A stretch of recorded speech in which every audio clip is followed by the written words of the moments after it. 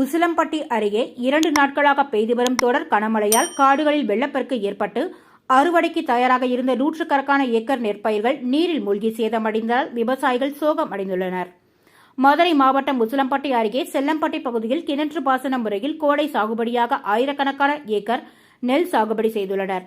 தற்போது நெல் பயிர்கள் விளைந்து விரைவில் அறுவடைக்கு தயாராக உள்ள சூழலில் கடந்த 2 தினங்களாக உசிலம்பட்டி மற்றும் அதன் சுற்றுவட்டார பகுதிகளில் பெய்து வரும் தொடர் கனமழை காரணமாக காடுகளில் வெள்ளப்பெருக்கு ஏற்பட்டு அறுவடைக்கு தயாராக இருந்த நூற்றுக்கணக்கான ஏக்கர் நெற்பயிர்கள் நீரில் மூழ்கி சேதமடைந்துள்ளன.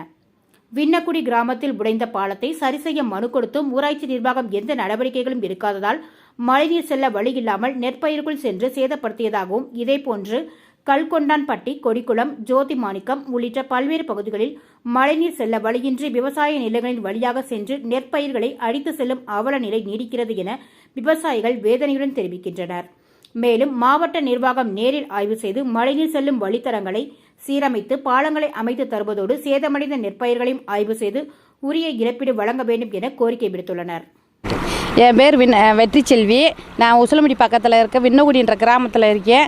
பாருங்கள், நான் விவசாயம் பண்ணி நெல் நட்டுருந்தேன். நெல் நட்டு இப்போ 10 நாள் அறுவடை பண்ணுற நாளாக வந்துருச்சு. இந்த நாளுக்கு நாங்கள் இப்போ திடீர்னு பாலை இடிஞ்சு போயிடுச்சு. 6 மாதத்துக்கு முதல்ல பாலை இடிஞ்சு போச்சு. வந்து எல்லா அதிகாரியும் பார்த்தாங்க. செல்லம்பட்டி எல்லா யூனியன் ஆஃபீஸில் நாங்கள் எழுதி கொடுத்துருந்தோம்.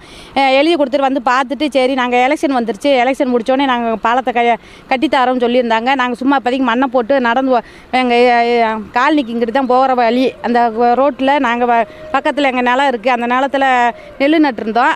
நெல் நட்டு இப்போ திடீர்னு 2 நாள் பெஞ்ச மழையில் இப்போ எங்கள் நெல் பூரா பாருங்கள் தண்ணி அரிச்சு போய்க்கிருக்கு. இந்த இதுக்கு என்னமாச்சும் நீங்கள் ஒரு நிவாரணம் பண்ணி கொடுக்கணும். காலனிக்கு போகிறதுக்கு ரோடு போட்டு கொடுங்க. பாவம் அவங்களாம் ரொம்ப வயசானவங்க, சின்ன குழந்தை, இப்படி சின்ன பிள்ளைகளாம் இருக்காங்க. அவங்களுக்கு ஏதாச்சும் ஒரு ரோடு போட்டு கொடுங்க.